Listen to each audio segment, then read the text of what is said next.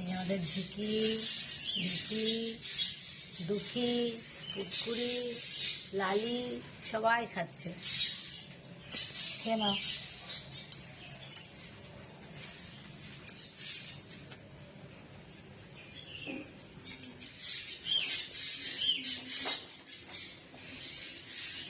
কেন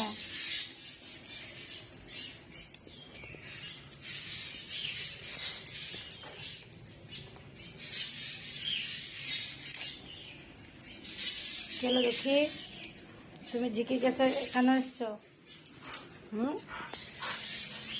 তুমি ঝিকির কাছে এসছো কেন? যাও, তুমি তোমার প্লেটে চলে যাও, যাও। হ্যাঁ, ওটা খাও, ওটা তোমার প্লেট।